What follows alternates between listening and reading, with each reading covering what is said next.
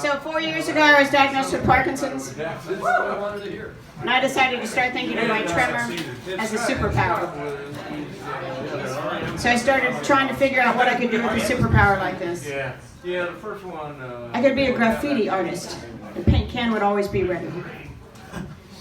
I could work for the Salvation Army Santa Clauses, ringing their bells. I could work in a nail salon. Every morning I'd go in and shake all the nail polish bottles. Like that. So, as you get older, you get more birthday candles on your cake. But there are other ways that you know that you're getting older because the universe tells you. So I got married when I was 20, had my first son when I was 21, and all through my 20s people thought I was younger than I looked. That was great, and they kept telling me that, and that was great. And then I hit 30. I still looked kind of young. I was still carded at 32. Do we still use that term anymore, carded, where you have to show your ID? Not so much. You have to show your ID. So that, your cell phone. Okay. So you can't even tell I'm 21 and I'm 32, so that feels pretty good. And I had experiences like I went to interview with a new employer and they kept asking me what I did and kept asking me what I did and kept asking me what I did. And I said, what is it that you want to know? They said, we don't believe that you're old enough to have the experience that you claim. Thank you very much. I have children. I can show you pictures. So that was good. And then I went to a conference in Nepal and I was talking about database design. And at the end, somebody asked me how many lines of code I'd written. And I said, well, I've just come off a project where we actually counted the lines of code, so I wrote 10,000 lines of code last year.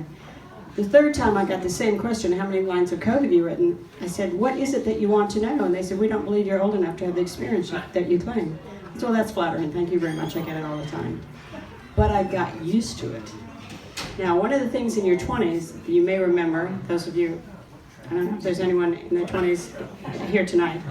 Yes. In your 20s, you think anyone over 30 is just undefinably old. So I found myself on a project where I was working with a guy in his 20s, and I said something about my children, and he paused, and I said, I know, I don't look old enough to have children that age. And he looked at me and he said, yes, you do. Thanks.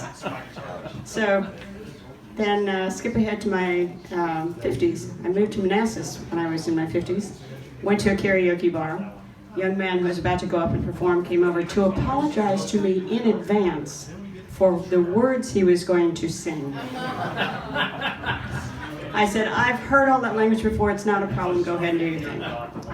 And then he came over to me afterwards to see if I had survived. And I said, well, it's true, I've heard all those words before, I've never heard them sung with gestures. 60s. So when I was in my 60s, my husband's parents were ailing, and we drove to Georgia often, 12-hour drive. One night we pulled into a parking lot in a motel, and just as my husband was about to pull into the space, he noticed there was a young woman standing on the sidewalk. So he said, are you saving this space for your friend? And she said, yes, I was, but she's over there. She can walk across. We're younger. Yeah, that's a reminder. In my 70s, I noticed two things. My specialists have specialists, and the floor is closer. So my dentist is now recommending an endodontist, my ophthalmologist is now recommending a neuro-ophthalmologist, and I'm an inch and a half shorter, and the floor is closer. Thank you, I'm Carol Covin, Christmas Carol Covin, C-O-V-I-N, Charlie Oscar Victor India November. You can find me on YouTube. Thank you very much.